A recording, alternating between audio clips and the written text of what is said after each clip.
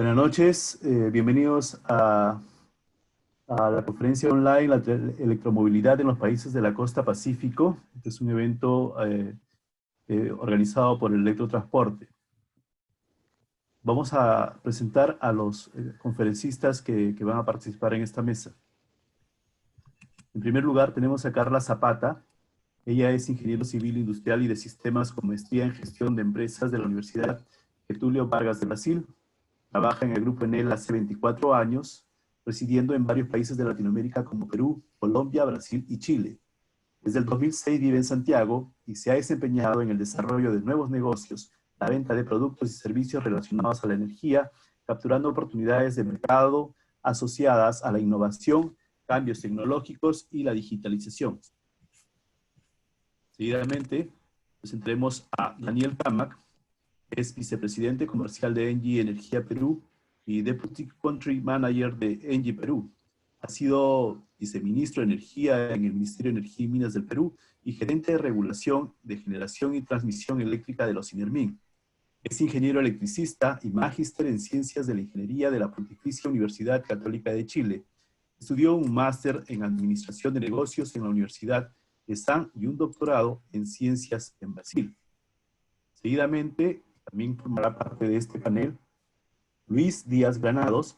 Él tiene 9 años de experiencia en proyectos de movilidad sostenible, hidrógeno y celdas de combustible, energía renovable y construcción verde.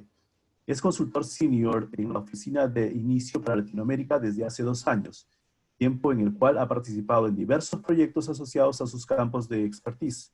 También ha sido coautor de varios artículos en publicaciones científicas y de ingeniería. Luis Miguel es biólogo y tiene una maestría en Administración de Energías Renovables de la Universidad de Freiburg en Alemania. También forma parte del panel Jorge Vargas Romero. Él es de profesión ingeniero civil en electricidad de la Universidad de Santiago de Chile. Cuenta con estudios de postítulo en ingeniería eléctrica en el Yale Learning Center de Nueva York y posee un MBA de la Universidad Adolfo Ibáñez de Chile. Tiene más de 18 años de experiencia en el sector eléctrico en Chile y Perú, trabajando en áreas de planificación, formulación de proyectos y operación de redes de transmisión de energía eléctrica. Desde el año 2016 es gerente general de Conel Sur, empresa de transmisión de energía eléctrica perteneciente al grupo Transelec, que cuenta con concesiones en 5 departamentos del país, con cerca de 1.000 kilómetros de líneas de transmisión desde 60 kV hasta 220 kV. Moderará este panel Jaime Parada. Jaime es doctor ingeniero en energía, socio fundador de Deuman. Es un profesional con más de 30 años de experiencia en las áreas de energía y cambio climático. Ha sido consultor de empresas e instituciones del sector público y privado y de organizaciones internacionales en Chile, Perú, Argentina, México, Brasil, Ecuador, Colombia, El Salvador, Nicaragua, Panamá, España y Estados Unidos, desarrollando proyectos y asesorías en temas ambientales, energéticos y de cambio climático. Finalmente, solo para recordarles que este evento está siendo impulsado por el Electrotransporte. Este año tendrá una versión digital. Como ustedes saben, Electrotransporte es un encuentro que promueve la electromovilidad y que tiene una edición año a año. Y este año se realizará de manera virtual el 24 y 25 de septiembre. Cualquier información la pueden encontrar en www.electrotransporte.com.pe. Bueno, entonces vamos hacia el evento. Jaime, te dejamos el micro para que lo conduzcas. Muchísimas gracias, Manuel. Bueno, les doy la bienvenida a todos. Esperemos, vamos a hacer un conversatorio en realidad entre los expositores y ponentes que tienen un gran nivel. Estamos hablando de la gerente general de Enel X en Chile, estamos hablando del gerente general también de ENGIE acá en Perú, estamos hablando del gerente de Conel Sur en transmisión, y también del señor Luis Díaz Granados, con vasta experiencia en temas de hidrógeno verde y de electromovilidad. Vamos a partir, en primer lugar, la modalidad es con preguntas, pero queremos hacerlo entretenido para que esto después se convierta en un diálogo que sea fluido entre los ponentes para generar sinergias y que en realidad salgan cuestiones interesantes en esta conversación. Voy a partir con Carla. con una pregunta que nos explique realmente el significado de las cargas de oportunidad en el negocio del transporte eléctrico, digamos, y su viabilidad como negocio. ¿Mm? Esa es para ti esta primera pregunta, Catra. Gracias, Jaime. Buenas noches a todos, ¿sí? Gracias por la invitación. Respondiendo a tu pregunta, Jaime, a ver, hay una diferencia tecnológica y de viabilidad respecto de una carga de oportunidad cuando tú la comparas con una carga nocturna, por ejemplo, ¿sí? Hoy en día, una carga de oportunidad requiere mucha potencia del sistema eléctrico. En países como Latinoamérica, yo te diría que hemos hecho un único piloto en Chile para usarlo en el sistema de transporte de pasajeros, pero yo te diría que es muy costoso tanto para Chile por el costo de la potencia, así como seguramente más para países como Perú, Colombia, en fin. Yo te diría que la carga oportunidad ha avanzado mucho en países como Europa, donde a través de este tipo de tecnología han tratado de masificar o hacer proyectos de electromovilidad, y yo te diría que es poco el avance que se tuvo en esta materia, y hoy día en general los países están optando más por una carga más eficiente, que es la carga nocturna, ¿sí? Y básicamente te lo explico, si fuera un sistema, un corredor, el bus va parando cada 10 kilómetros y cada 10 kilómetros puede hacer una carga, pero esa carga requiere que en cada parada se conecte al bus, y la potencia para cargar en los 3 minutos que ese bus está parado, por ejemplo, es muy costosa para una empresa distribuidora o muy costosa para un sistema de distribución. Por tanto, desde mi experiencia, yo te diría que si queremos en Latinoamérica implementar, por ejemplo, un sistema de transporte urbano masivo con costo competitivo, tanto de potencia como de energía, vamos por la carga nocturna, que es una carga que además puede considerar tramos horarios, y tú sabes que dependiendo de los tramos horarios, en algunos países la energía es más barata. Por ejemplo, en Chile, consumir energía después de las 10 de la noche es mucho más barato que consumirla entre las 6 y las 10. Por tanto, cuando tú haces carga nocturna, consigues tener la eficiencia que puede ser el doble o el triple de lo que podrías hacer con una carga durante el día.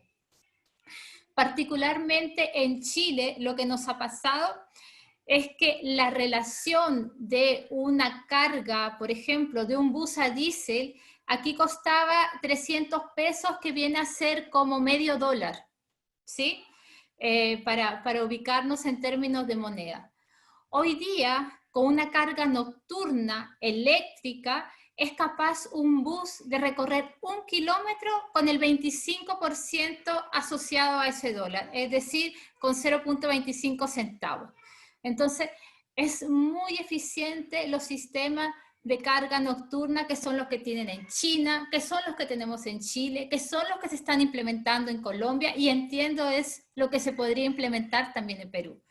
Pero efectivamente considero que si queremos hacer de estos proyectos que sean rentables, eficientes y competitivos, que siempre es un gran signo de interrogación, yo me inclino siempre por la carga nocturna y no por la carga de oportunidad. Ok, muchísimas gracias.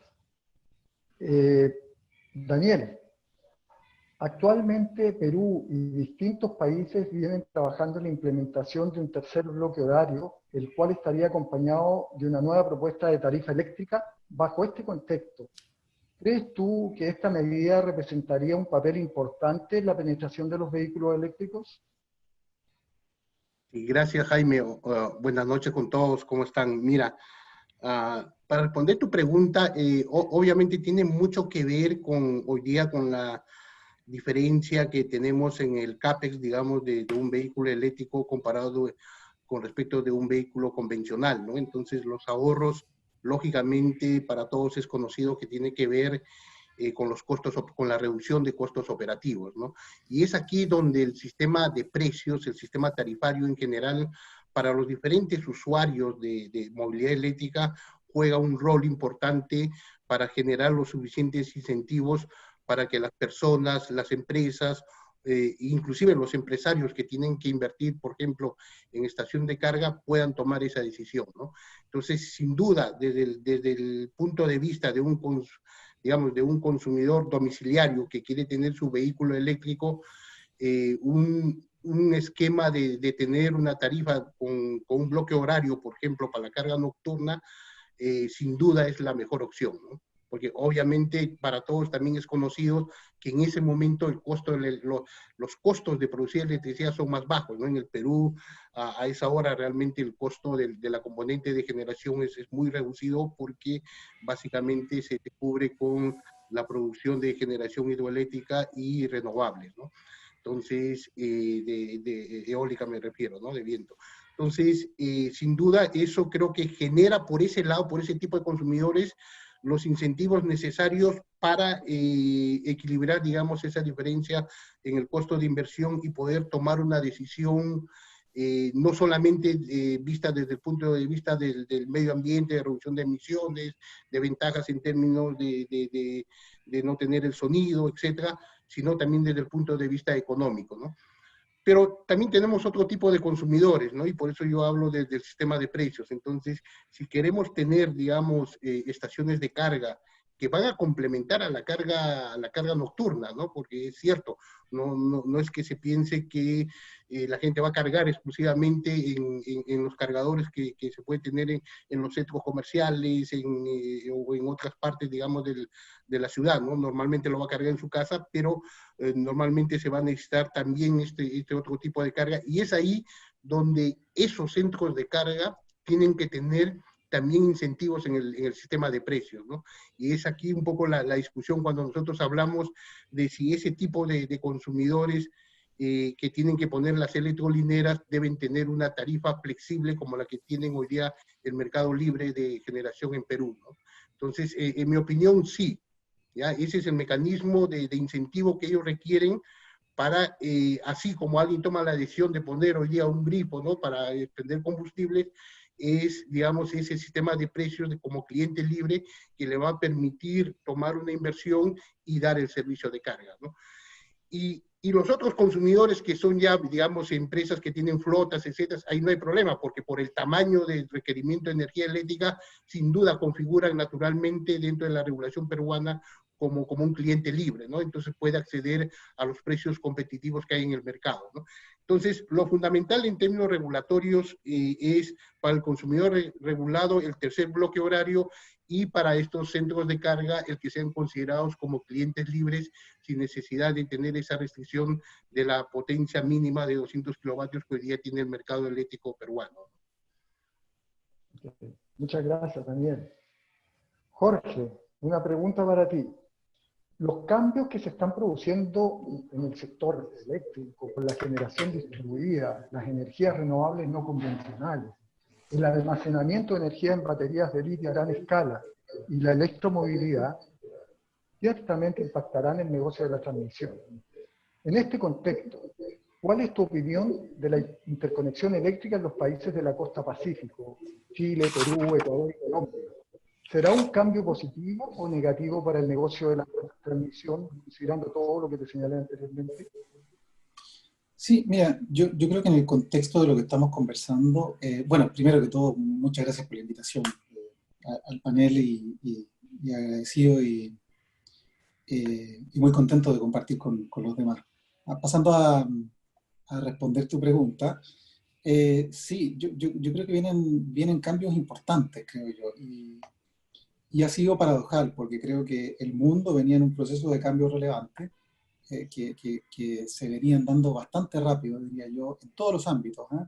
Temas de clima, cambio climático, cambios energéticos, de todo tipo, y necesariamente eso ha obligado en muchos casos a revisar, digamos, mucha normativa. La tecnología también ha estado disponible, y ha avanzado en la misma velocidad.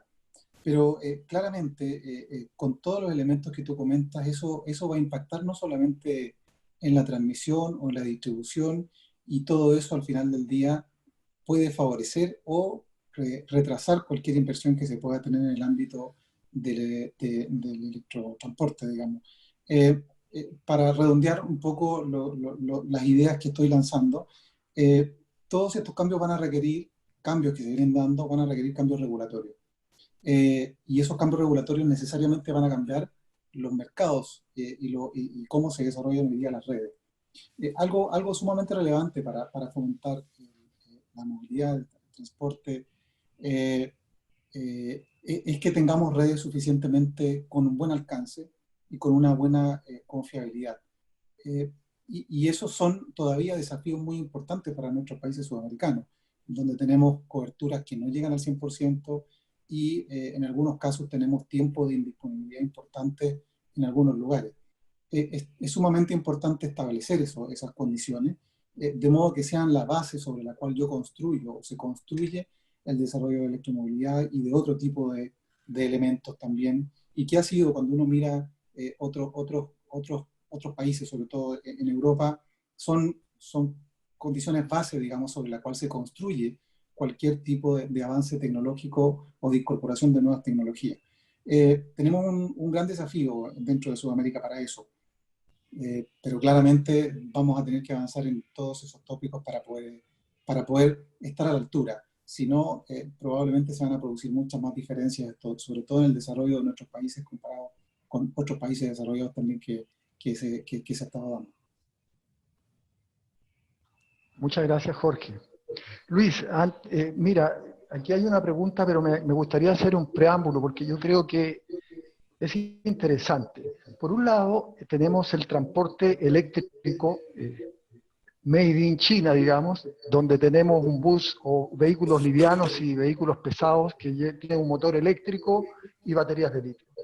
Por otro lado, tenemos, por el lado del hidrógeno verde, vehículos pesados o livianos que funcionan con fuel cells. En ambos casos estamos hablando de incrementos de eficiencia sustantivas. Sin embargo, la ventaja, a mi entender, que tiene la tecnología de baterías de litio es, digamos, junto con los motores y todo, esto es muy conveniente para nuestros países, particularmente para Chile, para Perú, para Argentina, donde tenemos lo que es la Arabia Saudita del litio, y entre Chile y Perú están las mayores producciones de cobre. En ambos casos estamos hablando de materias primas que, si se va por el camino de la electromovilidad con motores eléctricos y baterías de litio, que no tienen un nivel tecnológico, creo yo, tan sofisticado como la producción de las celdas de combustible, podría hacer perder una oportunidad a nuestros países si se va por ese desarrollo tecnológico, que es mucho más sofisticado, que ha sido desarrollado particularmente en Europa y en Estados Unidos. Entonces, ¿nos podrías, tú que tienes experiencia bastante con ambas tecnologías, a la luz de lo que te estoy señalando, cuál tú crees que es también una muy buena oportunidad el hidrógeno verde para nuestros países? Muchas gracias, Jaime, por la pregunta, y gracias a todos por la participación y la invitación a participar. Antes de responderte, voy a tomarme 20 segunditos para presentar a inicio. La mayoría de personas que están viendo el webinar deben conocer las empresas de mis otros 3 compañeros de mesa, pero pocos deben conocer a inicio. Entonces, somos una empresa de consultoría estratégica con 15 años de experiencia, especializados en temas de hidrógeno, movilidad sostenible y energía sostenible. Y hoy en día en Latinoamérica somos fácilmente, de empresas de consultoría, los mayores expertos en el tema de hidrógeno actualmente. Habiendo dicho eso, para que conozcan un poquito por qué estoy yo hablando de este tema, respecto a lo que dices, nosotros no vemos, y en general la industria del hidrógeno no ve a las baterías y al hidrógeno, a los vehículos de baterías y a los vehículos de celdas de combustible como unos vehículos como que digamos que compitan entre sí. Lo que vemos es una complementariedad. ¿Y por qué esto?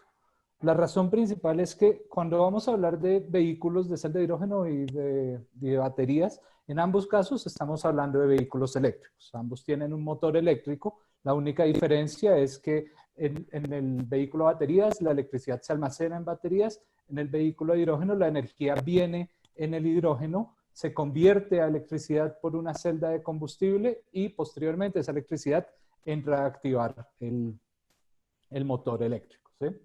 Sin embargo, precisamente por esas características hay algunas diferencias.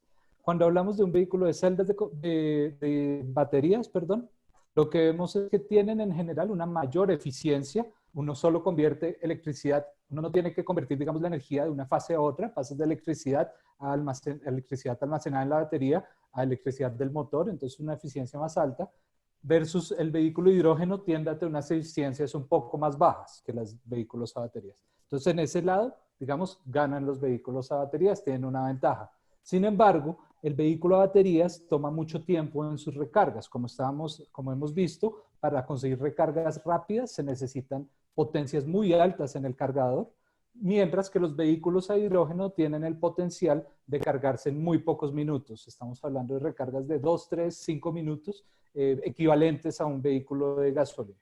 Adicional a esto, tenemos el tema de la autonomía. Las baterías permiten ciertas autonomías, pero llega un punto en que para conseguir mayor autonomía aumentamos el peso de las baterías y por tanto, pues esa autonomía llega a unos márgenes donde no se aumenta mucho más la autonomía por un aumento en el tamaño de la batería y hay unas limitaciones, digamos, físicas, por lo menos hasta el momento. Mientras tanto, los vehículos de hidrógeno tienen unas autonomías mucho más altas, que pueden ser fácilmente un 50, un 60% por encima de los vehículos de baterías. Entonces, ¿esto qué nos dice? Tenemos vehículos que son más eficientes en general, los vehículos a baterías, pero con menor autonomía y mayores tiempos de recarga. Estos vehículos son óptimos para ciertas aplicaciones, digamos, urbanas, de cortas distancias, de una operación que no es la operación más pesada. Por ejemplo, se requieren un descanso, digamos, del vehículo, etcétera. Para este estilo de aplicaciones es útil, aplicaciones livianas de vehículos ligeros, y lo que vemos es que el hidrógeno empieza a ser óptimo para aplicaciones más pesadas, donde realmente el peso va a ser un tema, aplicaciones de operación continua, donde realmente los tiempos de recarga son un limitante, y aplicaciones de mayor distancia. Entonces ya estamos hablando de carga pesada, digamos, interurbana, transporte de pasajeros interurbano, etc. Bajo esa perspectiva, la visión es una complementariedad de ambas tecnologías. Ahora bien, digamos, por las mismas necesidades y las mismas características de Latinoamérica, sus tamaños, etcétera, y por estas, digamos, ventajas y desventajas que acabo de comentar, lo que se ve es que entrar en, digamos, en traer vehículos de celdas de combustible o empezar a entrar en esa industria puede ser una manera bastante útil de descarbonizar este estilo de aplicaciones donde las baterías tal vez no van a ser la prioridad. Sin embargo, va a seguir habiendo un mercado para las baterías porque la idea es que sigan funcionando para ciertas aplicaciones. Adicionalmente, los vehículos de celda de combustible en muchos casos tienen la celda de combustible, pero también tiene una batería más pequeña que se utiliza, digamos, para suplir los picos de demanda cuando el vehículo está subiendo una pendiente muy alta o un momento así de alta necesidad de potencia. Entonces el mercado se va a mantener y no va a afectar de alguna manera el potencial de los países productores de litio. Y para terminar, solo quería comentar que los chinos de hecho son algunos de los productores más avanzados en vehículos de celda de combustible ahorita. Están produciendo los vehículos de menor costo y calidades bastante buenas versus los europeos. Ok, muchas gracias. A mí me gustaría, Jaime, a mí me gustaría puntualizar alguna cosa, ¿te parece? Por supuesto. Cuando Luis nos habla efectivamente de autonomías, tanto de buses, de autos, ¿sí? También es bueno precisar a veces, siempre estamos hablando que, por ejemplo, los buses eléctricos que hoy día circulan en Santiago, que ya son cerca de 800 buses, tienen autonomías entre 260 kilómetros y 300 kilómetros, ¿sí? Por tanto, efectivamente son buses que pueden transitar durante todo el día con una única carga nocturna, carga que demora 3 horas y media. Y si nos vamos, por ejemplo, al ámbito de los autos y al ámbito de las camionetas, hoy día encontramos autos con 400 kilómetros de autonomía. Significa que si uno recorre, yo por ejemplo recorro 30 kilómetros, 20 kilómetros al día. Entonces, una carga de un auto eléctrico nos podría permitir estar circulando de 10 a 15 días. ¿Sí? Yo creo que es bueno porque no es que los autos o los buses o el transporte eléctrico tengan todavía autonomías muy reducidas. Seguramente algunos temas con camiones que requieren autonomías entre 800 y 1200 kilómetros para transitar de una ciudad a otra. Y eso que yo creo que ahora se está cortando también esa brecha para el tema camiones, porque ya vemos países como Estados Unidos que tienen una propuesta bien agresiva de recambio de camiones. Y en Chile también se está dando un fenómeno importante donde, por ejemplo, el retail y la minería empiezan a incorporar en sus operaciones este tipo de máquinas. ¿Vale? Entonces, efectivamente, y para acompañar un poquito también el tema hidrógeno, el hidrógeno tal vez sí sea una solución, tal vez no de tan corto plazo, pero por ejemplo para la minería, sobre todo para todo lo que es maquinaria pesada, efectivamente puede ser una opción de corto plazo pensando en todos estos proyectos que hoy día tenemos en los países del cobre verde. Y yo creo que hay una apuesta importante y de la misma forma como las renovables fueron muy empujadas por los sectores mineros, seguramente el hidrógeno a partir de las operaciones de minería con maquinaria va a poder andar más rápido también. Muchísimas gracias. ¿Alguien más quiere opinar? Jaime, me gustaría comentar algo más del hidrógeno, si es posible.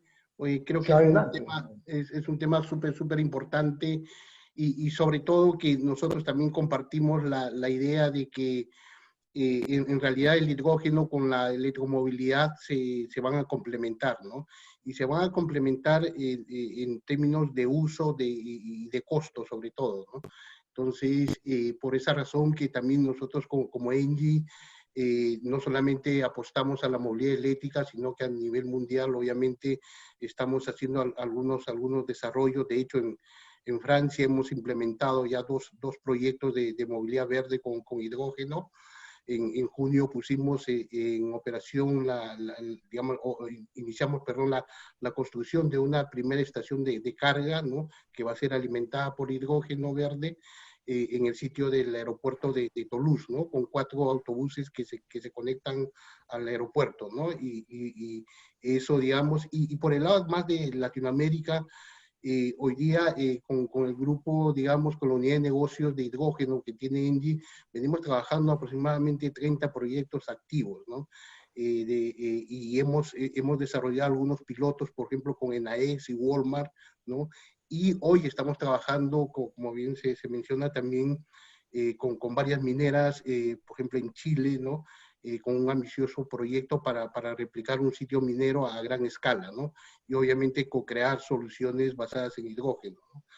Incluyendo soluciones en el transporte, ¿no? Hemos tenido recientemente una alianza con Mining 3, por ejemplo, que es un líder en investigación para la industria minera, y eso nos va a ayudar un poquito a acelerar nuestra capacidad de desarrollo, ¿no? Entonces creo que sí es importante ver de que son iniciativas que se van a complementar, especialmente hacia el futuro cercano, ¿no? Jorge, tal vez para complementar todo esto, considerando en el tema de la transmisión y lo que podría ser, ¿no es cierto?, el almacenamiento en baterías de litio, que podría ser un servicio complementario en transmisión. ¿Cómo ven ustedes eso? Como para el negocio de ustedes, ¿es complementario? Y también, si uno piensa, por ejemplo, vuelvo a señalar que nuestros países, particularmente Perú, Chile, Argentina, que tenemos abundante litio y también cobre, creo que ahí hay una relación virtuosa que nos podría posicionar para añadir valor a esos productos y ser productores de baterías. Y por qué no también tenemos una gran oportunidad de producir hidrógeno verde, ¿no es cierto? ¿Por qué no pensar que esa es una oportunidad que no debiéramos perder para añadirle valor a esos productos y dejar y a emular un poco a China con lo que ha estado haciendo? ¿Tú crees que eso es posible, Jorge? Sí, mira, traer el desarrollo de tecnologías y cambios tan radicales como lo que estamos visualizando hoy en día, como comentaba, requiere un desarrollo y una planificación mucho más estructural. En los últimos años, en el caso, por ejemplo, nuestro, Conosur, en el caso de Transelec en Chile, nos hemos dado cuenta de que muchas tecnologías hoy día están disponibles y se han generado a gran escala. Esto ha transformado importantemente, o están impulsando la transformación en muchos aspectos de los negocios, digamos. Es por eso que muchas de nuestras compañías, que originalmente eran muy tradicionales y que hacían por 20 años exactamente lo mismo, hoy día uno ve que hay compañías que están haciendo cosas distintas, digamos. De hecho, hoy día estamos en el panel compañías que hace, no sé, 15 años atrás eran exclusivamente generadores, otros que eran exclusivamente distribuidores, otros que eran exclusivamente transmisores. Claramente eso, hay una tendencia a un cambio importante dado por la disponibilidad de tecnología. Todo eso efectivamente se va a seguir dando y creemos nosotros que por lo tanto existen muchas oportunidades dentro del marco de cada una de esas tecnologías para poder incorporarlas tanto a la red, tanto desde la robustez del sistema eléctrico en general, el conjunto, no solamente transmisión, sino que el conjunto del sistema eléctrico que provee una energía eléctrica segura y confiable y con una cobertura importante, como también para poder favorecer eso a la incorporación de estas nuevas tecnologías, que en su momento, hace un tiempo atrás, al menos en Chile, eran las renovables, pero en el futuro hoy día están siendo un poco más también la electromovilidad, y así van a aparecer el almacenamiento de energía y otras cosas más. Muy relevante en todo caso en todo esto, y ahí creo volver a insistir en el punto, en que todo este impulso, toda esta presión para incorporar tanto nuevas tecnologías u otros elementos que claramente van a transformar el mundo, va a hacer que la regulación vaya acompañando a esto. No es posible un mercado que se desarrolle en forma ordenada si la regulación no lo acompaña con una velocidad suficientemente buena. Y ahí creo que tenemos una oportunidad en Perú para poder ir avanzando en eso rápidamente. Cuando las cosas vienen muy rápido, a veces los estados se demoran un poco en reaccionar y nos puede eso golpear en la cara si es que no reaccionamos rápido como país. Podemos transformarnos, como alguna vez lo dije yo, en el hub energético de Sudamérica, como Perú, y también podríamos transformarnos en el impulsor también, y no solo en Lima. Ojo que también hay muchas regiones que también podrían ser un muy buen hub para el desarrollo de electromovilidad o electrotransporte y de otro tipo de tecnologías que podrían perfectamente impulsarse. Pero respondiendo un poco más específicamente a tu pregunta, claramente esto se puede desarrollar. Creo que hay mucha disponibilidad, hay mucha tecnología, estamos desarrollando muchas competencias a nivel de personas, digamos, personas con muchas capacidades, y creo que ahí lo que necesitamos, como en términos generales, es que el regulador y los estados den los impulsos adecuados para que esta cosa se vaya desarrollando y al final del día llevemos un bienestar para la sociedad en su conjunto. Gracias. Sí, el cambio es tan grande que ahora tenemos un CAMAC verde. A ver, yo quería preguntarle a Carla a propósito de esto del rol del Estado. ¿Cómo, a tu juicio, considerando que me has dicho que eres originaria de acá de Perú, cómo ves tú el apoyo del Estado chileno en la electromovilidad? ¿Cuán decisivo ha sido y qué es lo que se espera de para los próximos años? ¿Y qué piensas con Perú, digamos? ¿Cómo lo está haciendo? Sí, mira, yo creo que Chile ha tenido la gracia de tener una convicción importante en lo que es materia de la descarbonización, porque aquí no solamente estamos hablando de electromovilidad, ¿sí?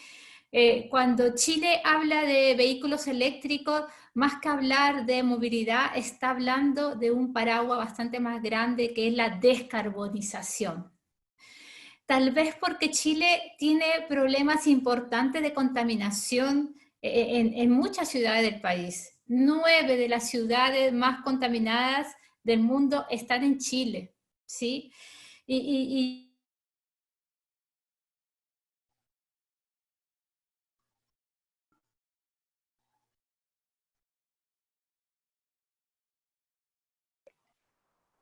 No escuchamos a Carlos, parece, ¿no? No, no. Ah, yo creía que era yo el problema. Lo cual se definió una Ahí estrategia. volvió. Ahí volvió. Ah, volví, me congelé, pucha. Te congelaste Sí. un rato, Carlos. Sí, te congelaste 30 segundos. Vale, ok. Bueno, estos temas de tecnología uno empieza... Uy, se nos congeló de nuevo.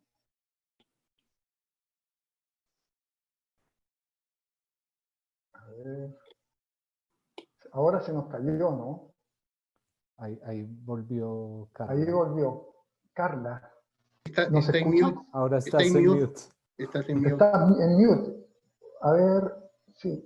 Ahora sí, a ver. Ahí estoy. ¿Sí? ¿Me ven? Sí. Te escuchamos lejos. Te escuchamos lejos, Sofía. Ok, pucha, lo siento, es que Ahora estoy, sí. estoy al sur del mundo, será por eso, Sí, pues, ¿ya? más lejos. Aquí Bueno. está más calentito, ¿ah? Por si acaso. Ah, mira, aquí está haciendo mucho frío, la verdad. Pero bueno, volviendo al tema, yo creo que hay una convicción de definir una estrategia. La estrategia de Chile ha ido de la mano de declaraciones potentes como Chile al 2040 ha declarado que el transporte público tiene que ser 100% eléctrico y que al 2040 el 40% del transporte liviano debe serlo también, ¿sí? Y en función de eso se ha generado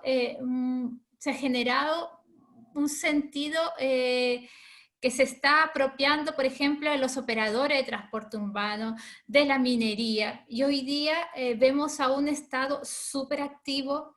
Vemos empresas en el X, que es la empresa que yo represento, efectivamente está construyendo infraestructura eléctrica, y no te hablo de 10 puntos ni 5 puntos, te estoy hablando que estamos construyendo 1.200 puntos de carga en todo el país, desde Arica hasta Punta Arenas, para poder entregar la cobertura suficiente para que la movilidad eléctrica no solamente sea un deseo, sino que efectivamente se haga realidad.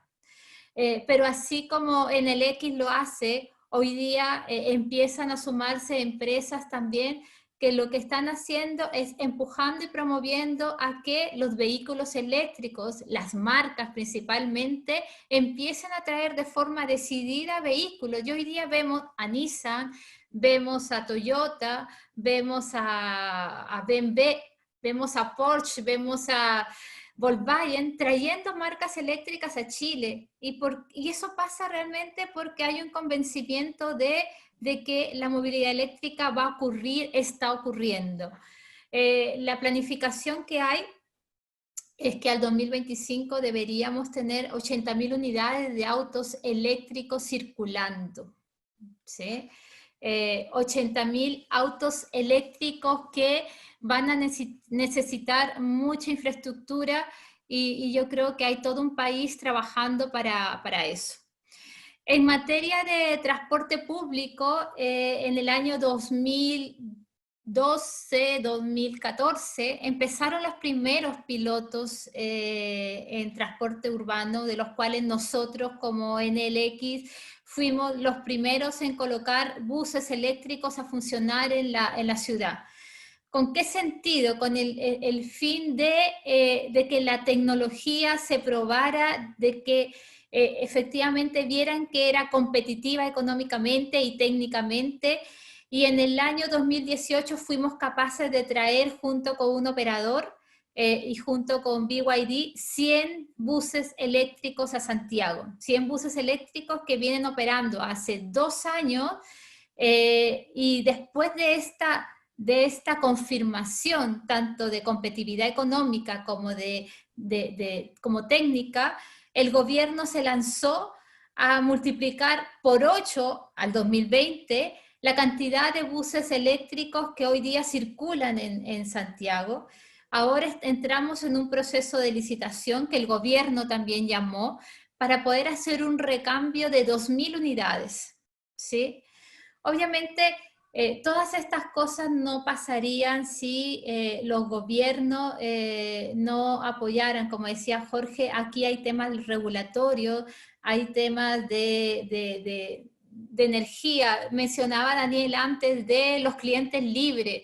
Los cambios regulatorios para que un cliente regulado pase a ser libre, efectivamente genera beneficios económicos, por ejemplo, para los operadores de buses, que pasan de tener terminales regulados a tener electroterminales como clientes libres, y pueden bajar sus tarifas hasta en un 50%, por lo menos aquí en Chile. ¿Sí? Ahora, no todo es perfecto, porque yo creo que hay países como Colombia que han avanzado mucho en materia de regulación para promover la movilidad eléctrica liviana, con bastante más incentivos que lo que ha hecho Chile. Un tema que creo que Chile tiene que trabajar es dejar de considerar que un auto eléctrico es un auto de lujo, ¿sí?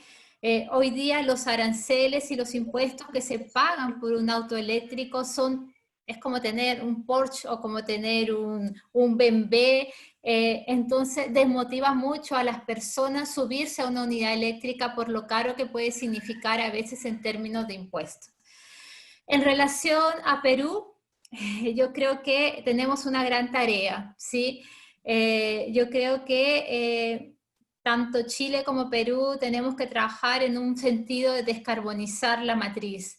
Y para eso yo creo que hay una oportunidad grande de que el transporte público, con los corredores que hoy día Perú tiene, efectivamente puedan ser eléctricos. Hay autonomía suficiente para hacerlo y debiéramos efectivamente trabajar en ese sentido. Creo que todavía nos falta mucho, particularmente en Perú. Yo creo que tenemos que ponernos las pilas, como dirían en Colombia, para que este proyecto en Perú también sea una realidad. Yo creo que tenemos que jugarnos más en materia de electromovilidad en Perú. Daniel, después voy contigo, Luis, también, pero ya entrando de lleno en el tema del transporte. Perú, en la situación de COVID, particularmente Lima, el transporte público ha experimentado un cambio notable, ¿no es cierto? Tenemos, por ejemplo, no sé, los que hemos trabajado con temas de transporte, hay un término en inglés que se llama blending travels, que significa básicamente cambiar los horarios de viaje, de los viajes de transporte. Por ejemplo, van cambiando, como lo están haciendo precisamente ahora acá en Perú, por el COVID. Es decir, para no generar las horas peak en el transporte, se van desfasando la hora, a las 7 de la mañana salen, por ejemplo, los trabajadores, a las 8 los estudiantes, etc. Creo que hoy, particularmente en la situación del COVID, hay una oportunidad extraordinaria. Hemos estado pensando en los temas que hacemos nosotros con Deuma, con el Ministerio de Energía y Minas, etcétera, cómo se puede hacer esto y cómo en ese contexto incentivar el transporte eléctrico, ¿ya? También hay otra oportunidad temporal, tal vez el tiempo no es tan largo, pero aquí se usan mucho los mototaxis y hoy día una de las mayores fuentes de contribución al COVID es precisamente el transporte público, donde van todos apretados. Ahí hay mucha contaminación y hay una oportunidad tal vez para generar transporte eléctrico con mototaxis en los conos donde se podrían mover y ser alimentadores de los BRT, digamos, de los troncales. A tu juicio, ¿cómo ves? ¿Qué pasa en Perú? Porque después vamos a ir a Colombia, le vamos a preguntar a Luis, porque también están entrando muy fuerte en vehículos pesados. Cuéntanos Sí, no, un poco.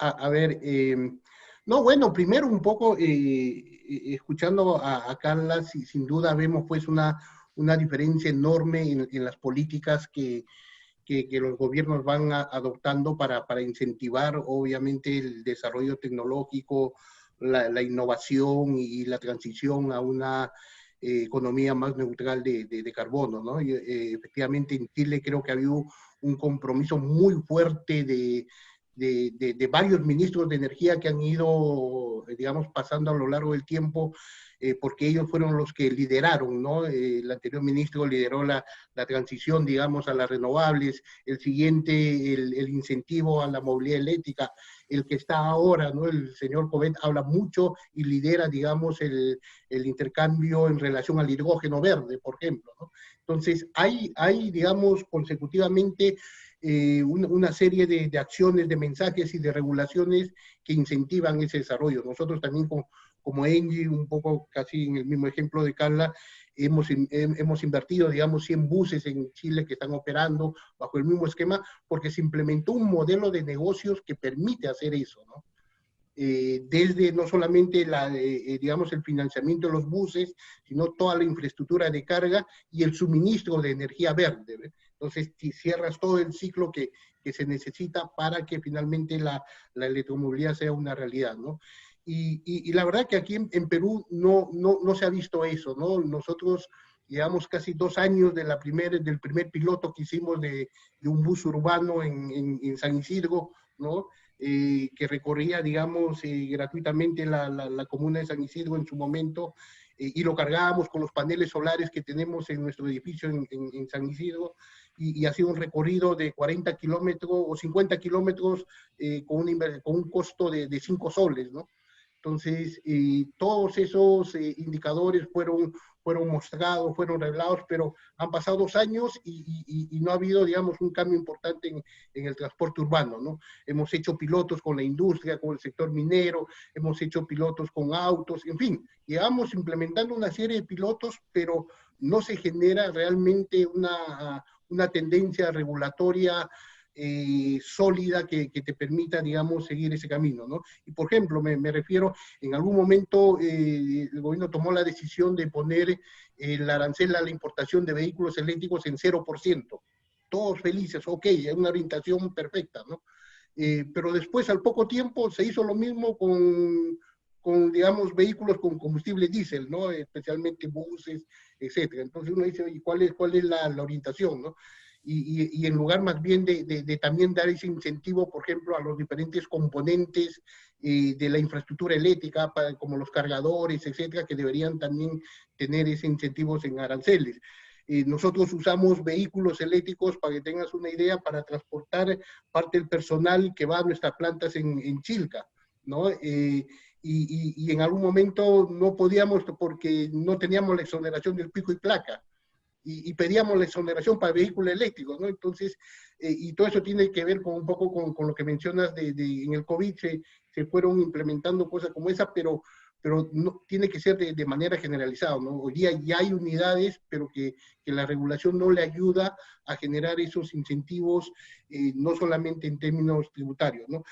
Pero creo que lo que necesitamos, el gran impulso va a ser, y creo como ha sido en Chile, el transporte urbano, ¿no? Entonces, si no se genera un modelo de negocios que genere viabilidad económica a un sistema de transporte para que las empresas puedan financiar los buses, ¿no? Y tener, digamos, un sistema con 100 buses, 200 buses, 300 buses, qué sé yo, operando de manera intensiva en los diferentes corredores, entonces no vamos a tener una real transición a la movilidad eléctrica, ¿no?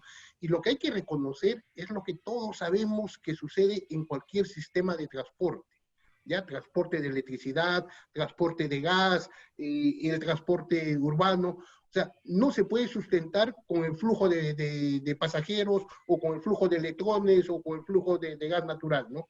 Son infraestructuras que tienen altas inversiones, altos costos hundidos y necesitan tener una garantía de un ingreso, digamos, fijo, garantizado, ¿no? Eso sucede y el transporte urbano no es diferente a eso, ¿no? Entonces, en Chile pensaron bien y establecieron un modelo que garantiza justamente un flujo permanente, mensual, para tomar esas decisiones a la transición, ¿no? Entonces, creo que eso es lo importante. En la medida que no tomemos conciencia de eso y no reconozcamos que se necesita ese tipo de modelos de negocio y esos mecanismos de incentivos tributarios, etcétera, va a ser muy difícil avanzar, ¿no? Ok. Luis, cuéntanos tú cómo va en Colombia. Ahora mismo hemos visto noticias de que también están con vehículos pesados, pero particularmente lo que señalaba Carla, ¿no? el tema de los vehículos livianos eléctricos que están entrando bien fuerte por allá. Sí, es bastante curioso, pero Colombia es el líder en ventas de vehículos livianos eléctricos en Latinoamérica. Algo que se debe en buena parte a que digamos, las marcas han entrado con una variedad bastante interesante de vehículos, ha aumentado bastante el número de puntos de carga en último momento y pues las condiciones económicas del país se han mantenido relativamente estables en los últimos años, que han permitido pues el nivel, la capacidad de acceder a este estilo de vehículos costosos. Sin embargo, es curioso porque donde uno esperaría que realmente se vean los avances o donde normalmente es la punta de lanza para la movilidad eléctrica es en la movilidad, digamos, de pública, ¿no? En el transporte público como tal. Y esto se debe a que, pues, los vehículos privados, pues en general los vehículos eléctricos siguen teniendo unos costos de adquisición muy altos y el cliente particular realmente piensa es en el costo de adquisición. Por eso, pues, tiende a ser personas con un alto poder adquisitivo el que termina adquiriendo estos vehículos particulares. Sin embargo, en sistemas de flotas, el operador realmente ya no está pensando solo en el costo de adquisición, está pensando es en el costo total de propiedad por kilómetro del vehículo, y es ahí donde se ven las fuertes ventajas de los vehículos eléctricos. Entonces, es muy curioso que esté ocurriendo así en Colombia. Sin embargo, también estamos bastante avanzados con la entrada de vehículos de transporte público. Hay flotas ya funcionando, pues no el tamaño de Chile, pero en Medellín y en Cali, y están entrando en Bogotá. En Bogotá se licitaron, creo que el año pasado, a finales, la entrada de 400 buses eléctricos que ya van a entrar este año, y pues es un punto donde se está avanzando bastante fuerte. Esperamos sin duda alguna que el avance siga, y un punto primordial acá es que el apoyo del gobierno ha sido bastante, como comentaba Carla. Acá se dan, pues, digamos, el nivel de exenciones de impuestos, el nivel de apoyo, por ejemplo, en términos de evitar lo que llamamos el pico y placa, que son las restricciones de movilidad en las diferentes ciudades. Ha habido un apoyo fuerte desde los últimos años de parte del gobierno que ha permitido, pues, que avance la movilidad eléctrica fuertemente en Colombia. Vale, muchísimas gracias. ¿Algo que agregar, Jorge, a todo esto? Solamente traer al recuerdo, digamos, un estudio que leí hace aproximadamente 5 meses atrás, fue antes de la pandemia. Este tema de la pandemia como que uno le hace perder la temporalidad, ¿no? Uno no sabe si pasó hace 4 días, si pasó hace 2 meses. Al comienzo incluso uno no sabía si era día domingo o era día martes, digamos. Pero fue antes de la pandemia. Acerca de los triggers, los elementos que activan algunos mercados, digamos. Y en esa ocasión, este estudio hablaba de cuáles eran los triggers de las interconexiones o de las integraciones regionales en el mundo energético. Y cuando uno lo observa así, básicamente estos triggers, que principalmente uno cree que son fundamentalmente económicos, que impulsan desarrollos de infraestructura a nivel mundial, digamos, tal vez, y de hecho el estudio lo menciona, tal vez es un paradigma. En general, cuando se trata de mercados, de elementos de consumo, la demanda y la oferta van muy en línea. Pero cuando se trata de infraestructura, los triggers son otros, son otros elementos los que activan el desarrollo de un mercado, de una infraestructura como esta. En el caso de la integración energética en los distintos países, o en el caso, y lo traigo como ejemplo, en el caso de Europa fueron decisiones más bien de lugares donde había grandes bloques de energía y grandes necesidades, o razones económicas, incluso cuán desarrollados estaban los países. Pero fundamentalmente, dentro de estos triggers que podían estar, se destaca mucho en lo político. En el fondo, el grado de estabilidad de los países para poder tomar decisiones que impulsen ciertos desarrollos planificados de largo plazo, y que eso finalmente genere un mercado, y un mercado sostenible en el tiempo.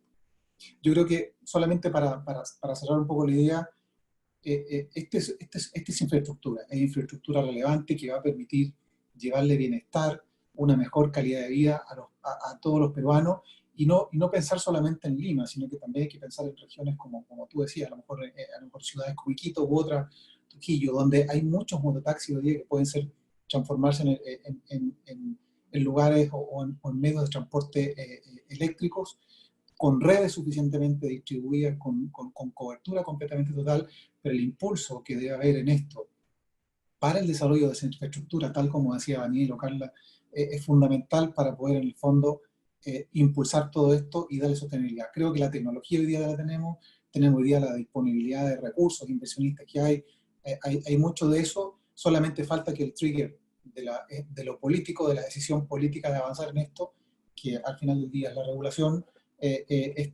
tenemos una gran ventaja. Yo miro el vaso medio lleno.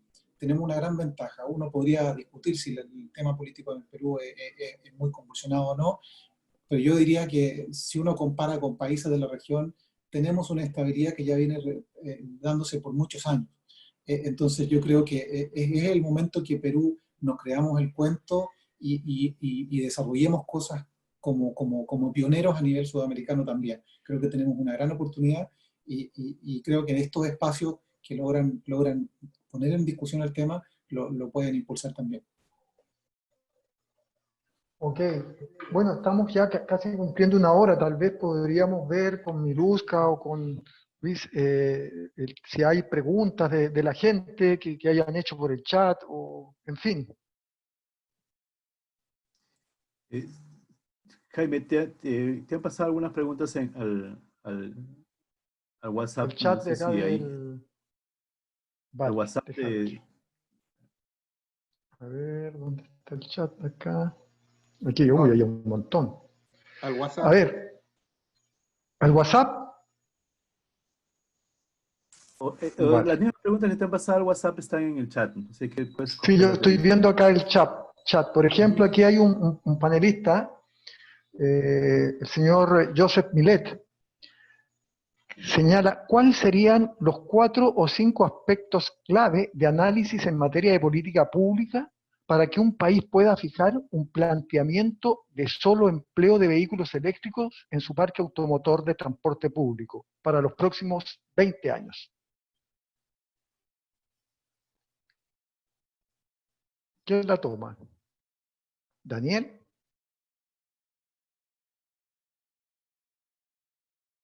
No se te escucha, Daniel. Estás con... Sí, a ver, ahora sí. no, primero, yo creo que creo que tampoco es una buena idea pensar en transformar el 100% del parque automotor en movilidad eléctrica, ¿no?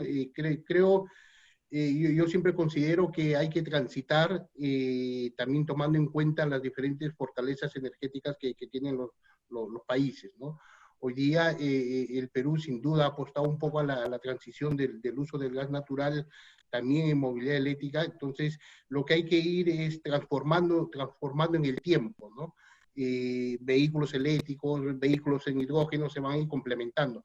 Lo importante es, creo que para mí los drivers que generan ese incentivo los hemos comentado, pero los podemos resumir. Uno es el sistema de precios, el sistema de tarifas competitivas, tarifas que permitan reducir al máximo los costos operativos comparado con el uso de electricidad respecto del uso del gas o del diésel en movilidad eléctrica, ¿no? El segundo aspecto son todos los incentivos tributarios que se requieren, ¿no? Que no es solamente la eliminación del ISC, se tiene que ver con el IGB, tiene que ver con incentivos o inclusive bonos, como se ha hecho en algunos casos cuando se quiso promover, por ejemplo, el gas natural, ¿no? O cuando se quiso promover la propia introducción de energías renovables en el Perú. O sea, se han tenido que tomar decisiones porque en su momento eran más costosas, ahora probablemente no, pero que era importante ir introduciendo por el cambio de la matriz energética, ¿no? Y el tercer aspecto tiene que ver con los modelos de negocio, ¿no? Modelos de negocio que permitan sustentar una inversión para el largo plazo, ¿no? Porque obviamente si no tienes un modelo que te garantice el retorno en general de las inversiones y del financiamiento, va a ser muy difícil avanzar en eso, ¿no? Entonces creo que esos tres componentes para mí son los principales, ¿no? Y quizás agregar algo que no hemos conversado pero creo que a veces se pierde de vista y es una de las grandes ventajas que tiene la movilidad eléctrica, que es la gestión del sistema de información. En realidad, si uno pone el centro de cargas inteligentes, la información que puede recabar eso para la gestión de flota, para la gestión de carga, para la gestión de mantenimientos de vehículos, para tomar decisiones de planeamiento, para apoyar las decisiones de gestión de personal y de flotas en las compañías, es bastante, de verdad. Y eso no lo estamos percibiendo, ¿no? Entonces, creo que ese es uno de los componentes importantes que va a ayudar mucho también, tomando en cuenta un poco no solamente el tema de descarbonización, sino de digitalización para hacer esta transformación cada vez más rápida a la movilidad eléctrica, ¿no? Ok, muchas gracias. Mire, aquí hay otra pregunta que tenía un otra poco que cosa se que conecta con algo que había me preguntado. gustaría agregar Ramiro Valdía dice a todos los agregar. panelistas, dice, es curioso que solo se hable de importación y no de fabricación, dadas las ventajas en materiales. Ciertamente depende de políticas, también de consenso entre la empresa, academia y gobierno. Yo añadiría, tenemos una especial coyuntura por lo que señalaba anteriormente, y cómo, por ejemplo, uno ve Europa que fabrica, no me acuerdo la marca del avión europeo, pero que se fabrican fabrican un avión con partes y piezas de distintos países europeos que al final llega a ser un producto de bandera de Europa, un avión. ¿Por qué Perú, Chile, Colombia, Argentina no podrían?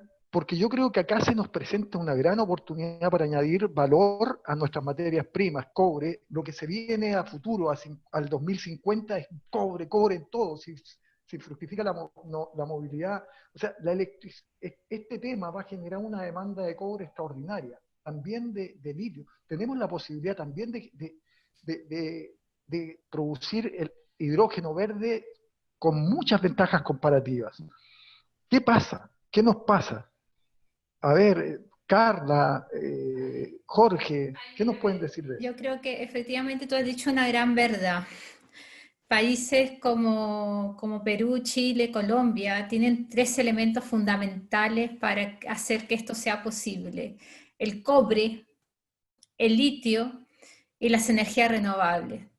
Yo, en serio, yo no concibo un sistema de transporte público, transporte urbano 100% eléctrico, si no es considerando las energías renovables como parte de la generación de energía, ¿sí?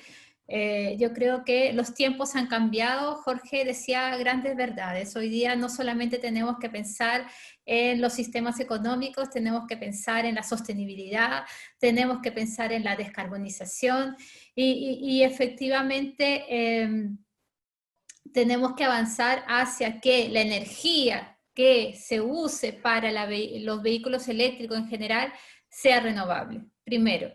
Segundo, yo creo que China nos lleva a la delantera por lo menos 20 años, ¿sí? Eso y hoy día efectivamente el mayor productor de batería es China, y Europa ahora viene sumándose, Alemania, con esfuerzos importantes por fabricar también, y digamos que todavía hay diferencias importantes entre China y Europa. Latinoamérica yo creo que siempre le ha costado concretar a gran escala soluciones, por ejemplo, de batería. Hoy día yo veo en Chile pequeños productores de batería porque lo están haciendo, pero todavía no veo productores que tengan las capacidades para entregar soluciones a un mercado completo como puede ser Chile o como puede ser Latinoamérica. Tal vez todavía nos falta ser más tecnológicos, ¿sí? Y aprovechar y salir del paradigma típico que tenemos de exportar el cobre en su estado natural casi, y no meternos más en cómo profundizamos en tener productos de valor agregado al commodity tradicional. Yo creo que es un mal que sufrimos todos los países de Latinoamérica todavía, pero no sé si en los próximos 10 años vamos a ser capaces de superar a Europa, a China en materia por lo menos de baterías o hidrógeno. Creo que nos falta mucha inversión, las inversiones no son menores para poder fabricar baterías. Por tanto, yo veo complejo el panorama si es que queremos igualar o parecernos a mercados europeos o mercados chinos. Creo que va a haber producción, pero a menor escala todavía, Jaime. Ok. Acá hay otra, a ver, dice, ¿qué impacto, de Jorge Eustaquio, a todos los panelistas, qué impacto se tendría si estas tecnologías de sistemas de carga lenta y rápida sean producidas en los países latinoamericanos en vez de importarlas? Bueno, tiene que ver un poco con lo que tú decías, Carla, pero ¿hay alguien que pueda añadir algo? Tal vez Luis. Sí.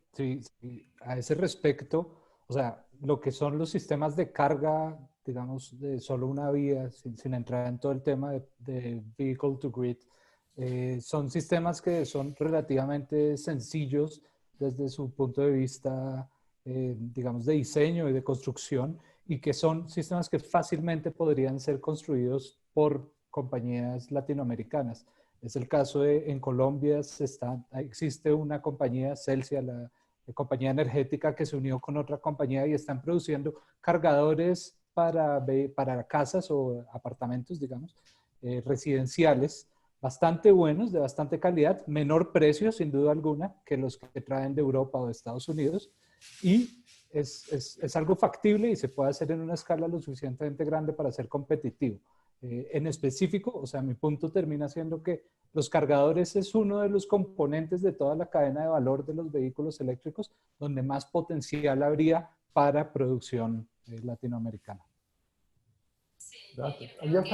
Jaime, yo creo que efectivamente ahí el tema de los cargadores residenciales, ¿cierto, Luis? Que son de baja potencia, efectivamente es posible que en países como Latinoamérica lo podamos fabricar, ¿vale? Ya otra cosa será tecnología de carga rápida de 350 kilowatts o de 150, donde efectivamente ahí todavía vamos a tener que recurrir a los mercados internacionales porque es bastante más compleja. Pero yo creo que la movilidad eléctrica en general abre oportunidades, como decía Luis, la carga no tiene que ser siempre traída de afuera. Efectivamente ahí podríamos hacer un esfuerzo los países como Chile, Perú, Colombia, sí. Y también aquí otro dice tema es que, Álvaro R., no sé cuál es el apellido, ¿no? Dice, siendo Perú y Chile y Colombia países con grandes recursos como gas natural, parques eólicos, parques de energía fotovoltaica, hidroeléctricas, ¿sería descabellado pensar en una regulación común para impulsar la electromovilidad? ¿Será posible eso? Tal vez pensaría que si no una regulación común, por lo menos una coordinación de regulaciones. No, mira, yo creo que más que tener una regulación común, creo que es importante ver los ejemplos, ¿ya? Como habíamos comentado, para el transporte urbano, que creo que es lo primero que puede de alguna manera desarrollarse en Perú, tenemos un modelo generado en Chile y que es muy parecido al que ahora tiene Colombia, ¿no? Colombia, entendemos que se están licitando más de 1000 buses con un mecanismo de subsidio importante, ¿no? Entonces, más allá de tener una única regulación para todos estos países, creo que podemos tener regulaciones muy parecidas, ¿no? Y creo que en Perú estamos rezagados para tomar ese ejemplo, ¿no? Entonces, creo que hay un reto enorme en la autoridad de transporte para avanzar rápidamente en eso y pensar que los corredores que tienen que implementar nuevos buses definitivamente tienen que ser con movilidad eléctrica. O sea, si perdemos esa oportunidad, o sea, hoy día si queremos tener inversiones, post-COVID, etcétera, lo que fuera, en el sector de transporte, es generar esos modelos que además van a generar una serie de eficiencias que no lo hemos comentado, ¿no? Porque siempre hablamos de mejorar la matriz energética, de reducir emisiones de CO2 con los compromisos mundiales que vamos adoptando, etcétera, pero siempre pensamos en que es la generación eléctrica. Y en Perú la generación eléctrica es más renovable que en muchos otros países, ¿no?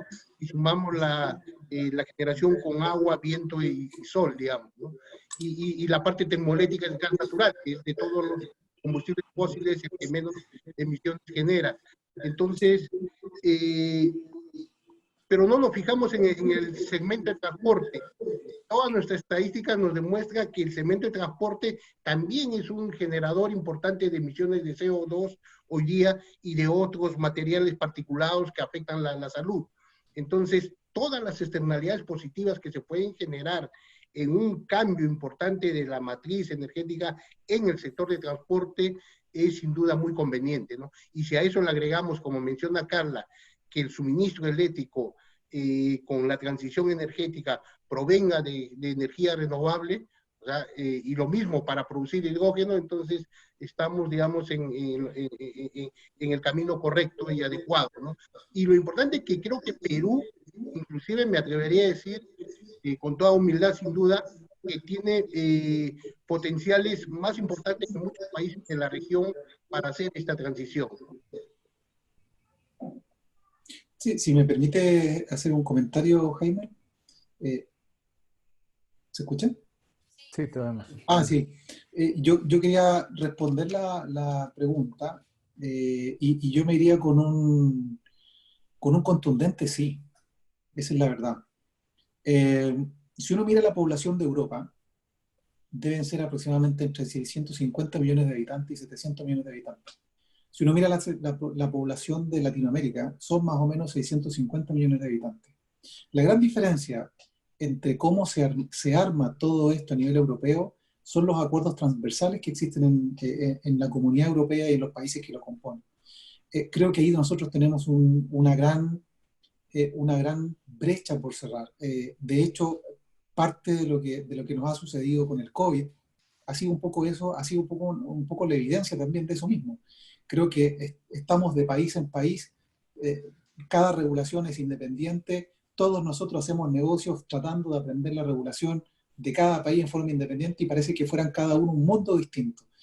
Yo te digo, sí, definitivamente, al menos desde lo que yo veo, si hubiera una regulación al menos más o menos parecida o transversalmente como equivalente, perfectamente sería mucho más fácil el impulso de todo tipo de tecnologías y sobre todo de electromovilidad y de renovables y de muchas otras cosas, como, insisto, como pasa un poco más en Europa que en otros países. China tiene 1.300 millones de habitantes, también tiene tamaño, o sea, aquí el tamaño también influye y que la cancha esté más o menos rayada de la misma forma para todos también es muy importante. Y quizás comentar, a propósito de la pregunta, yo fui partícipe y testigo privilegiado del tema de cómo pasó Transantiago. Nosotros teníamos un sistema de transporte tan atomizado, público, tan atomizado como el de acá. Teníamos 2,2 buses, cada propietario tenía 2,2 buses. Ahí se competía entre los buses, se competía por el pasajero, no por las vías, como es el caso de Transantiago, que hay licitaciones de las vías. Pero simplemente hubo un factor, yo te diría hasta casi subjetivo, que detonó el Transantiago, que fue en el periodo del presidente Lagos, que existía por parte de la gran mayoría mucha insatisfacción con el transporte público. Los transportistas hicieron un paro cuando supieron que se iba a hacer Transantiago, y la gente se rebeló, pero de una forma tan rara que se fueron todos a trabajar. Se demoraban 3, 4 horas en llegar al trabajo y se iban al segundo, al tercer, al cuarto día. Cuando al cuarto día Lagos se dio cuenta de esto, aplicó una ley que venía del tiempo de Pinochet, la Ley Interior de Seguridad del Estado, metió preso a todos los transportistas y sacó los buses que se habían tomado las calles. Estoy hablando de factores que tienen un componente subjetivo. Yo creo que hoy, con el COVID, tenemos esa oportunidad acá en Lima. Yo creo que hoy día la gente está haciendo blending travels, o sea, está siendo escalonado por las condiciones que está provocando precisamente esta enfermedad, que no pueden ir aglomerados dentro de los buses. Creo que hay una oportunidad extraordinaria para poder acometer una mudanza, un cambio sustantivo en el transporte público de Lima y Callao. Creo que se debiera aprovechar. A ver, ¿cómo estamos de tiempo? ¿Estamos aburriendo? ¿No estamos aburriendo a la gente? No, no lo creo, no lo creo. Estamos viendo el tiempo, Jaime. Podríamos hacer una ronda más Vale. de una pregunta.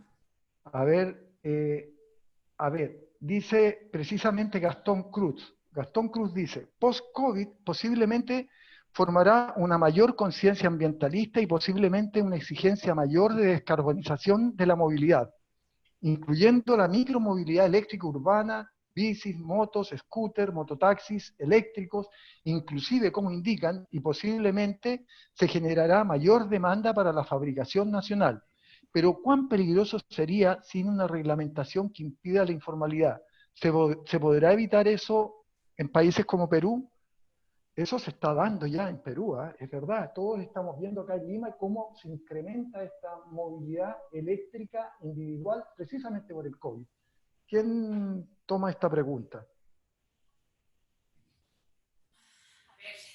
Por lo que yo he podido observar, en Europa está pasando un fenómeno post-COVID, ahora que están saliendo las personas nuevamente a las calles. Y es que efectivamente la bicicleta, por ejemplo, está tomándose las ciudades, ¿sí?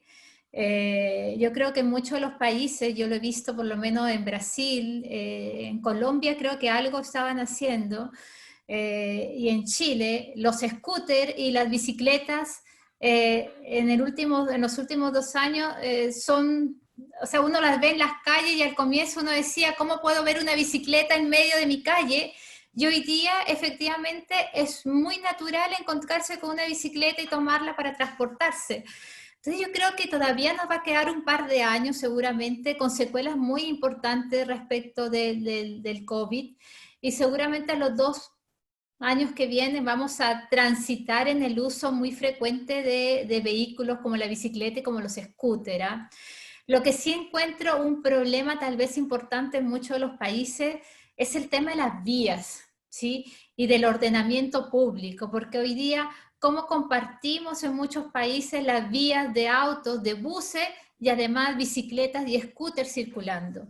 Yo creo que ahí hay un peligro que hay que gestionar respecto de cómo hacemos convivir en ciudades como las que tenemos este tipo de tecnología, este tipo de movilidad versus los otros tipos de autos, que esperemos también que en los próximos años disminuya el número de autos circulando. Seguramente es algo que también vamos a ver.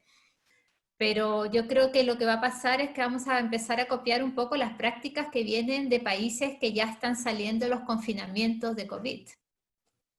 Sin duda. Gracias. Sí, y me gustaría agregar que, por lo menos en la situación acá colombiana, se está viendo que se ha aprovechado este momento para aumentar las vías de bicicletas, tanto en las ciudades como Medellín y Bogotá, lo que ha facilitado esto. Y sumándole a esto, la microred es donde realmente puede entrar a funcionar más fuertemente la industria nacional, debido a en general vehículos mucho más sencillos que lo que sería un carro eléctrico, ¿no? Entonces, lo que hemos visto también acá en Colombia es una cantidad de empresas productoras de scooter, producción nacional. Claro, las baterías vienen de China, pero la bicicleta o la scooter como tal es nacional, lo cual también genera empleos y genera industria nacional, que es lo que en últimas queremos todos. Genial. Aquí hay otra pregunta. Dicen, ¿cuál es la opinión de los panelistas respecto de la conversión a vehículos eléctricos? Hay, digamos, opiniones encontradas, pero eso realmente podría ser una oportunidad para nuestros países. Yo creo que aquí hay una gran presión, como dicen acá, de la industria automotriz a no realizar dichas conversiones, pero si se estudia un poco más, en Chile yo he estado conversando con gente que está viendo estos temas, dice que todavía, digamos, no le está cerrando el tema económico, pero podría ser una posibilidad también, ¿no? ¿Qué opinan de eso? Tema difícil. Tema difícil. Nosotros hicimos unos ejercicios, Jaime, cuando empezamos a mirar la posibilidad de crecer en buses eléctricos. Uno de los primeros pilotos que hicimos fueron reconversiones de unidades que servían y estaban enteras a unidades, pero la verdad que todavía hay una discusión fuerte desde el punto de vista de la certificación de estos vehículos. por temas de seguridad principalmente. No obstante, yo te diría que hay un nicho importante que hoy día estamos viendo en Chile, que es la minería, ¿sí? La minería está buscando soluciones, por ejemplo, para incorporar unidades eléctricas en las faenas subterráneas o en las faenas mineras, ¿sí? Porque ellos necesitan eliminar el material particulado y el CO2 que se genera producto de la generación diésel o de las camionetas que van entrando a diésel. Entonces, la reconversión es posible y de repente el sector minero va a ser el primero en utilizarla. Ahora, tengo dudas serias si vamos a poder efectivamente masificar y pasar de un vehículo convencional a un vehículo eléctrico, haciendo una reconversión, como hoy día lo hacen muchos países como el gas. No estoy muy segura de que eso avance, de que eso además, Jaime, va a pasar una realidad que el tiempo va a pasar muy rápido y en 3 años más, yo te aseguro que un auto convencional, si 3 años más, 2024, 2025, un auto convencional va a costar lo mismo que un vehículo eléctrico. Entonces seguramente el mercado no va a estar buscando reconversiones cuando el acceso a un vehículo eléctrico puede ser muy similar a lo que era un auto convencional. Okay, Sí, muchas gracias. Jaime, Ahora perdón. Adelante, Daniel, dale.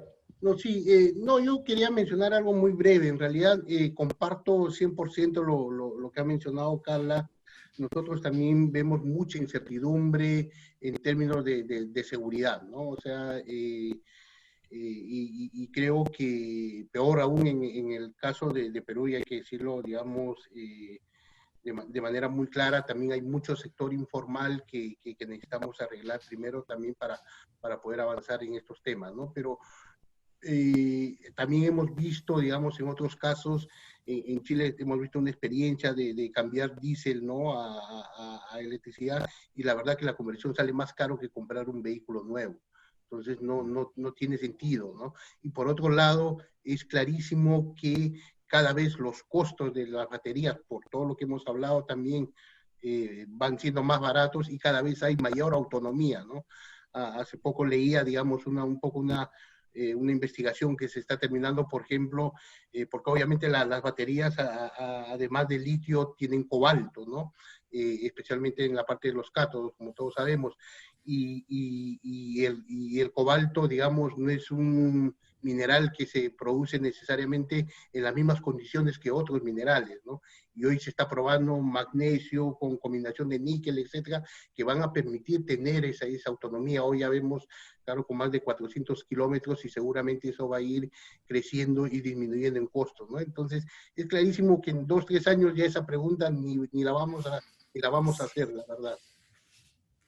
Okay. Bueno, yo le quiero pedir disculpas a todos los que nos están viendo. Tenemos acá un montón de preguntas y ya nos está apretando un poco la hora. Yo simplemente les dejo las palabras de despedida. Ya tenemos una hora ya, casi hora y media. Les agradezco un montón. Yo creo que cumplimos con la misión de hacer un diálogo fluido, entretenido. Espero que les haya gustado también a los que están participando en este webinar. Y ahora pasamos a despedirnos, ¿ya? Deberíamos tener, por cierto, paridad de género. Todavía aquí somos muchos hombres. Así que partamos con Carla para la despedida. Oye, no, agradecerte, Jaime. La verdad que yo voy a hablar por NLX, tanto quiero hacerlo por Latinoamérica, ¿sí? No solamente Chile, también Perú, también Colombia, Brasil, donde estamos presentes. Y de verdad estamos haciendo un esfuerzo importante porque estamos convencidos que la movilidad eléctrica es el futuro y en algunos países es el presente ya, ¿sí? Y vamos a mantener nuestro compromiso para poder dotar a las ciudades de infraestructura eléctrica, poder seguir promoviendo y ayudando a muchos sectores en materia de incorporar esta tecnología, porque a veces las cosas pasan primero por probar, ¿sí? Y a veces para probar hay que invertir. Y a veces para invertir necesitamos la empresa privada también, y tal vez necesitamos también a un regulador o a un Estado. Pero yo creo que esto no es tarea solo del gobierno, no es tarea solo de las empresas. Yo creo que aquí hay que hacer un trabajo conjunto. Lo que se ha logrado en Chile no es solo porque el gobierno trabajó solo, ni porque NLX o Engie, no, yo creo que aquí ha habido compromiso mutuo, y esa es la invitación que hay que hacer a los países. Cuenten con nosotros, cuenten con la empresa privada, el gobierno y nosotros podemos sumar. Y cuando hablo de nosotros es todos los que estamos aquí, y yo creo que podemos efectivamente hacer de esto una realidad y no un deseo, ¿sí? Yo creo que vamos a pasar por un periodo de transición importante. Luis hablaba del hidrógeno, tal vez sí, el hidrógeno llega al 2030, tal vez antes, pero hoy día de verdad la tecnología eléctrica es lo que está funcionando, es lo que está siendo competitivo. Y yo creo que desaprovechar oportunidades como esa hoy día podría ser, yo llamaría que es un pecado. O sea, si tenemos que hacer recambio de flotas, nosotros tenemos que hacer un recambio de flotas en todos los países, tenemos que hacerlo ahora, porque en 10 años más, la verdad que nos farriamos o desperdiciamos una oportunidad real, que era tomarla ahora el cambio. Gracias, Jaime. Feliz, la verdad que Daniel, Luis, no había compartido con ustedes antes, ha sido un placer, muchas gracias. Muy, muy bueno. Gracias. Gracias, Carla. ¿No te quieres despedir, Jorge? Perdón, estaba en silencio, ¿no? Decía, estaba esperando el pase gol que me da Messi siempre.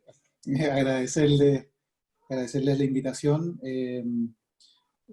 Creo que lo dije en su momento, muchos de los que estamos acá representamos a compañías que tradicionalmente hacían un negocio distinto, pero que estamos mirando el futuro, el mundo, cómo cambia, y estamos sumamente disponibles para eso.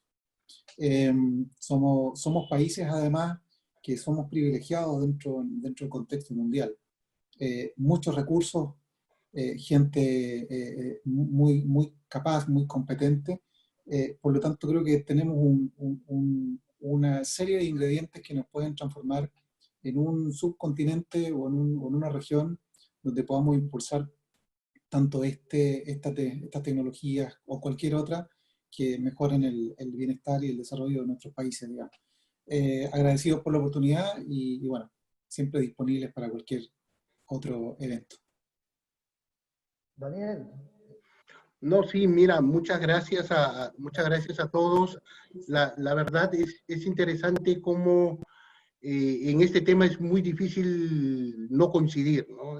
Creo que todos hemos, desde una perspectiva u otra, vemos casi el mismo horizonte y la necesidad de introducir mecanismos de incentivos para de una vez incentivar el desarrollo de la movilidad eléctrica en Perú, ¿no? Nosotros como Engie, como les comentaba, desde hace 2 años hemos venido implementando una serie de pilotos tanto con sector privado como con sector público, ¿ya? Y la verdad con lo que me quedo es un poco con la sensación de toda esa gente que ha experimentado esos pilotos, y 2 casos muy puntuales, el caso que hicimos del bus minero, por ejemplo, en la ciudad de Cajamarca, donde después de una jornada importante, la gente que trabaja en minería utilizaba ese bus para retornar a sus casas con un nivel de confort increíble, ¿no? En un bus que no genera ruido, en un bus donde pueden conectar, cargar sus celulares, etcétera, etcétera, ¿no? Entonces, digamos, y ese mismo confort lo hemos experimentado en la ruta del norte que hicimos, ¿no? Cuando instalamos esta secuencia de cargadores entre Trujillo y Piura, y Tumbes, perdón, y con un bus que también transportaba a la gente a distintos lugares durante varios meses, digamos, ver esa sensación en todas esas personas, y si a eso le adicionamos que esa misma sensación tú lo puedes generar a un menor costo y sabiendo que contribuyes, digamos, al medio ambiente, creo que es la cosa práctica con la cual nosotros nos quedamos, y que ojalá esperamos hacerlo de manera más masiva, ¿no? Gracias. Luis. Bueno, pues muchas gracias a todos. Estuvo muy interesante la conversación hoy. Me pareció que se hablaron temas bastante importantes para avanzar en la movilidad eléctrica en Latinoamérica. Y la verdad siento que pues, soy optimista a que esto se va a conseguir. Realmente, como hemos dicho, se requiere de alguna manera la transformación de la manera de pensar para poder llegar a conseguir esos objetivos. Se requiere un poco de reinventar, que las empresas se reinventen, que puede ser, digamos, una de las palabras del coronavirus de esta época. Y para eso se necesita conocimiento, educación. Siento que es un tema que no se tocó tanto, pero muchas veces en estos temas de innovación, temas nuevos, la gente, las empresas se sienten un poco asustadas porque no conocen realmente de qué se trata el tema, no solo desde lo técnico, sino desde lo económico, desde los temas regulatorios. Y bueno, y para eso está Inicio y otras compañías que los pueden ayudar a avanzar y a entender mejor estos nuevos avances y estas nuevas tecnologías innovadoras y cómo entrar en estos mercados. Es un aspecto necesario para poder triunfar y salir adelante, pero como digo de nuevo, soy optimista, tenemos todo para lograrlo, tanto países un poco más avanzados como otros, y soy optimista que en el Perú, poco a poco y en el corto plazo van a conseguir algo en este sentido. Muchas Muchas gracias. gracias. Quiero agradecer especialmente a Prensa Grupo, a Miluz Acevedo, que junto con sus colaboradores han hecho posible este webinar. De verdad, en tiempos difíciles, porque la gente que organizaba eventos también ha tenido que parar su actividad. Y bueno, pero se abren ventanas como esta. Y les quiero agradecer a todos. Creo que hemos cumplido el objetivo. Muchísimas gracias, Carla, Jorge, Daniel y Luis. Creo que hemos tenido una buena audiencia y nos despedimos hasta otra oportunidad. Chao para todos. Bye, bye. Gracias, Hasta luego a Jaime. todos. Gracias, Daniel. Gracias. Gracias. Mucho gusto. Muchas gracias. Solo antes quería informarles que vamos a hacer la versión virtual o digital de transporte el 24 y 25. Desde ya los estamos invitando para que participen con nosotros. Y también agradecer a todas las personas que han estado presentes. Hemos tenido una audiencia de alrededor de 250 personas en esta noche. Y nada, síganos en nuestras redes para obtener más información respecto a este interesante tema. Muchas gracias. Ok, gracias, Manuel. Hasta luego. Chao. Gracias, gracias. Chao, chao.